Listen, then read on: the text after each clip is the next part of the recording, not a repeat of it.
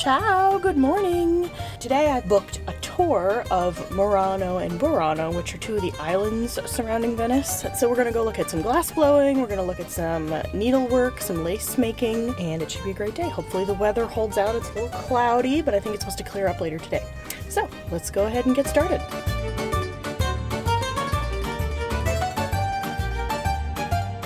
So I just arrived and parked my car, and I was concerned about parking because I was worried that the parking garage would be full because it's June and it's a Wednesday, but it's still tourist season. They had these really convenient green lights on the highway to show you if the parking garages had availability, so that's wonderful. Now I have to take the elevator down to walk over to the stop for the water bus. I bought my ticket online. So I have a 24-hour pass for the bus. Now I just have to walk over to find the stop. It's a different stop than I took last time. Hopefully I can find it. Google Maps has been really helpful though, so fingers crossed.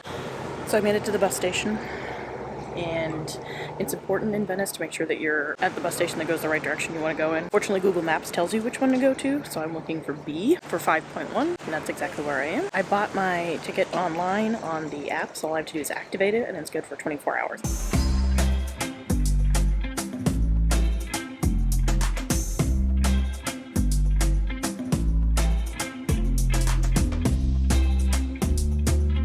A few more things to remember about the Vaporetto. Make sure you get on going in the right direction. This is especially important on the Grand Canal because different stops on different sides go in different directions, but then sometimes they switch. So make sure that you are getting on the boat going in the correct direction. They should have a sign on the side that tells you with arrows kind of what the next stops are going to be, where it's going, what the bus number is. If you're doing a printed ticket, you have to validate it before you get on. There is a little kiosk right before you get on. You tap the ticket so that it's valid for 75 minutes. I find the app to be really easy for the most part, so I just use the app, but it's a really cheap-ish way to get around Venice if you don't want to walk, but you still want to get there quickly. It takes about the same amount of time to walk, but if you still want to get there quickly, then the 5.1 is probably the easiest way to do that.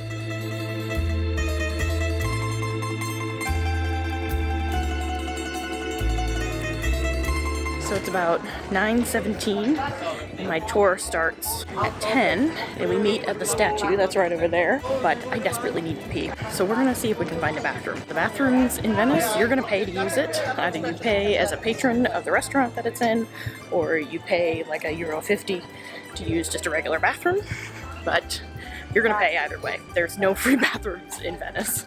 I found one, but it was closed. I think she was cleaning it. Now we're looking for another one. Found a sign. Hopefully it doesn't lead me to the exact same one that was closed. And I have my tour in 14 minutes. So I did not find an open bathroom, but we are checked in for the tour. We're waiting here by the statue of Victor Emmanuel, and soon we'll be getting on a boat and heading over to Murano first. She said there should be a bathroom over there. Hopefully that one is open and not closed for cleaning. Story of my life. Our first stop was a glass factory in Murano. In 1291, all glassmakers in Venice were required to move to Murano. There were two reasons: to prevent any fires started by the furnaces used to heat the glass from spreading to the rest of the main island, and to protect the trade secrets of the glassmakers. In 1291, a law was created to prevent glassmakers from leaving the island without a special permit and potentially giving their secrets away abroad. In return, glassmaking families were treated very well, viewed as a high social class, even having their daughters marry into prominent Venetian families.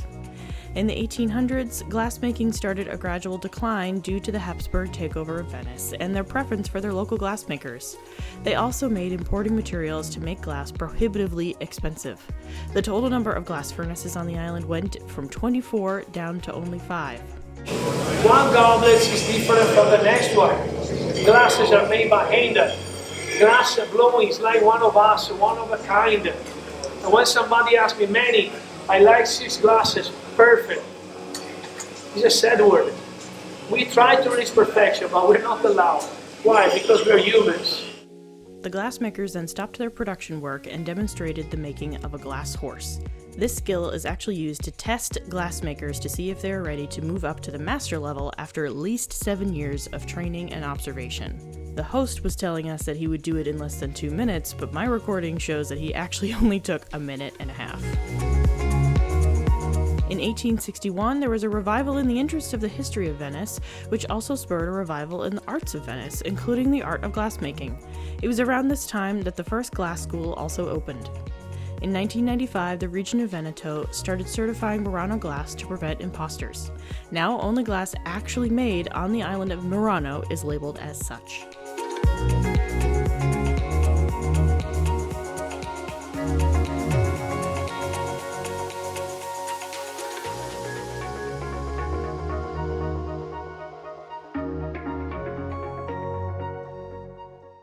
From Murano, we traveled to the island of Burano.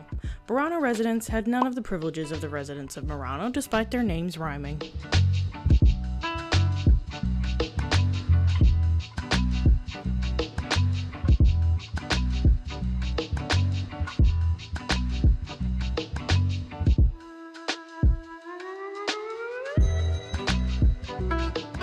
In Venice, we don't live at the ground floor anymore, but in this island they have kitchen and dining rooms at the ground floor, bedrooms upstairs. The elderly were upstairs waiting for help, but the following days, for almost 15 days, we had every day 1 meter 25, 1 meter 30. You have the water in every 6 hours. You clean everything and you have to restart. The same was for all the shops in Saint Square, the restaurants, the bars. Our tour guide told us that residents used to have to make a request to the government to change the color of their house, but so many people were sneakily changing the colors overnight that the government basically said, F it, and just asked residents to at least tell them once the color was changed. Kind of lace, it is completely done by hand, by needle. Burano only rose to importance in the 16th century when women on the island began making lace with needles. Leave it to the women to save the day as usual, right?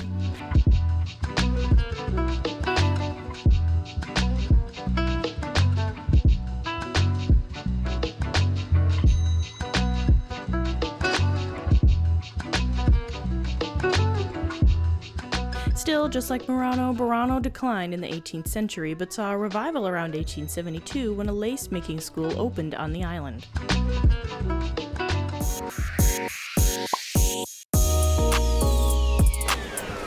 So I got the busolo di Burano and a scoop of Oreo, which is delicious. And Emma, you want to tell everyone what you got? I got busolo di Burano and some pistachio, and it's also very delicious. I'm happy to hear. So we're thoroughly enjoying our gelato.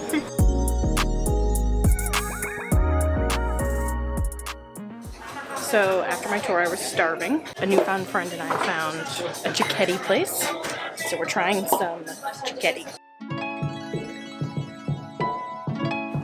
So I already tried this one. It has some kind of jam on it, and I think cheese, but it's delicious, whatever it is. What did you do with it? It's in my belly. Which one was that? That was blue cheese and walnut. This one is some sort of cod, and it looks like it's been mashed a lot. And it's kind of the consistency of mayonnaise, so we'll see how it is. Very fishy. It's funny, in Massachusetts, cod is a very popular fish. It is. And this taste reminds me of Massachusetts. But it's so cod heavy. Oh. So I don't know what this one is. He asked if I like shrimp before he gave it to me. So we're going to try it and see how it is. I'm excited to hear what it is. It is onion and shrimp. It's really good.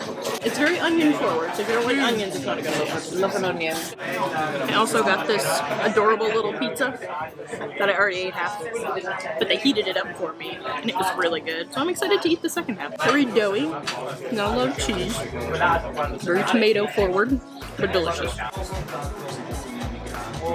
So good. So I'm standing in front of the Bridge of Sighs, right here, S-I-G-H-S, and it's called that because prisoners would go to the court right here in the Doge's Palace, and once they were sentenced, they would have to walk across this bridge to get to the jail, and so this bridge was their last view of Venice. And so the saying is that they would walk across the bridge, look through the window at their last view of Venice, and sigh, and then go into prison, potentially to never see Venice again. That's the Bridge of Sighs. right there.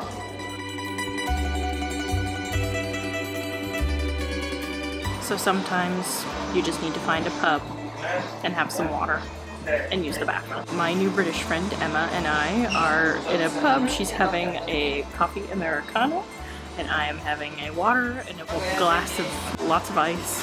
And we're gonna sit and have a minute and then we're gonna continue on our adventures.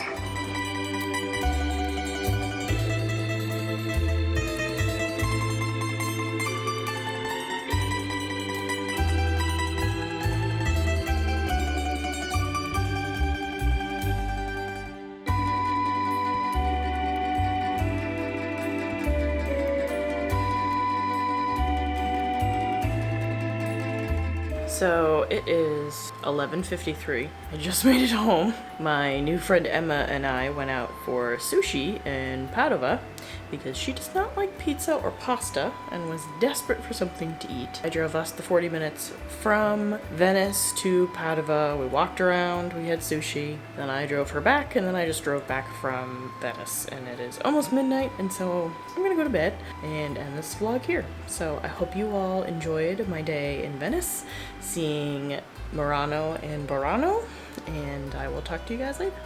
Ciao! Eating it in front of the leaning tower. Oh, I just got ice cream on my mic. I knew that was gonna happen. I knew it too. I need to rename my channel. It needs to be something along the lines of, where's the bathroom? Because it feels like I'm always looking for a bathroom.